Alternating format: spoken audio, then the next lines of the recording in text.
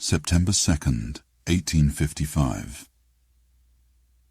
Being now the assistant cook to Chef Mr. Fig Neal, following the disembarking of the previous assistant after the ship's return to the Cape of Good Hope, I have been advised that it may be useful, and I agree, to keep note of HMS Mariana's provisions on its voyage to Bimini.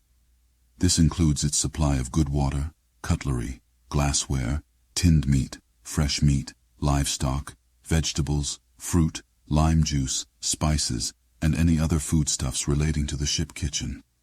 There are few things which evade such a description. Of sweet biscuit and cream I will take particular note, as the Mariana kitchen has experience being the lair of petty thievery of such confections.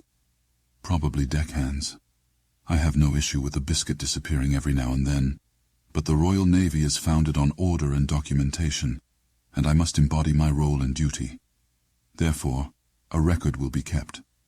What is more worrisome than the biscuits are the fresh oranges which I have already found missing and unreported in the manifest.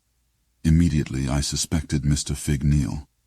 As I've discovered, he has an affinity for secretly distilling fruity gin for the officers, as he says.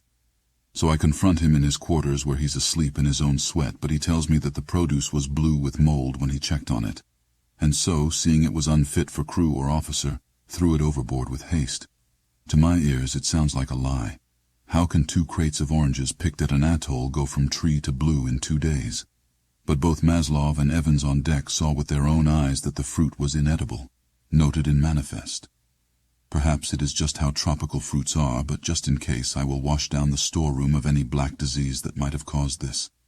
For the 5 officers of Mariana, dinner tonight will consist of 2 freshly slaughtered sucklings caramelized and stuffed with peacock liver and dates, accompanied by aubergine roasted in butter and baked potato. As dessert, crimson syllabub topped with bilberry and mint leaf. For the crew of 87, tinned pork, fresh courgette roasted in honey and boiled potato. As dessert, crimson syllabub mentioned previously. No sign of gin. September 7th, 1855. As I sit here in my quarters and prepare to write what I have just now seen, I find myself in a state. Each time my pen touches paper it stalls from writing anything at all, as it seems as if I have missed some key fact which will make sense of a matter otherwise senseless, which will illuminate everything. But no matter how long I muse, no such fact comes to me, and so I have no choice but to reconcile with what has happened, not even a full day after moving the food store upstairs. It is all rotten. Each and every fruit, vegetable, meat, fish, flour, and bread. Rotten to the very core. Even the salted meats and oatmeal meant to withstand years stink so badly it makes me gag, as if it has all been stewing in the sun for decades. But it's not so. Not so. It was perfectly fine just yesterday. This is a fact. I am in disbelief. How could this have happened? Thinking logically now, is it possible that someone played a cruel trick on the kitchen? Has someone deliberately replaced our good food with rot? What's the motive? Perhaps they are disgruntled with the high quality of the officers' dining, and wishing to humiliate the royal hierarchy, have tainted their food as a form of protest. But this is ridiculous, surely. Potatoes are dined upon by even the lowliest deckhand, and the bread. By the time we reach Bimini we will have nothing to eat but the tins. The tins. Yes, they remain tight and unspoiled, and the hardtack crackers too are as edible as ever. And we can't forget about the livestock on the main deck, fresh and hot, evermore a source of fresh meat. We will have good food yet.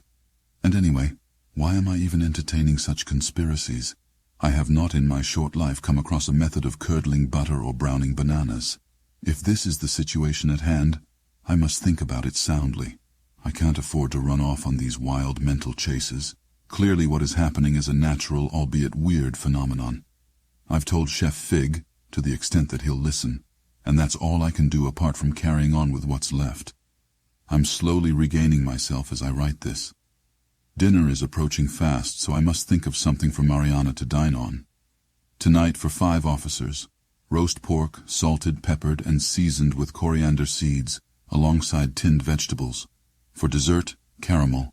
For the crew of 83, Raleigh bedridden again, and 2 other deckhands who have some ailment or other, hardtack with tinned vegetables. No dessert. September 8th, 1855. It saddens me to say that Mr. Arthur Raleigh will not be joining his fellows for dinner this evening nor ever again, as he passed away this morning from his ailment. We'll be holding a wake this evening. In addition, 6 more crew have become bedridden with ailments I know not of. That makes 8 missing crewmates as well as the good doctor. That snippet is from the beginning of the collapse of Her Majesty's ship Mariana. You can read the entire story and 12 other stories either for free on our website, or you can purchase an ebook or a paperback on Amazon. All the relevant links will be in the description below or in a comment. Thanks so much.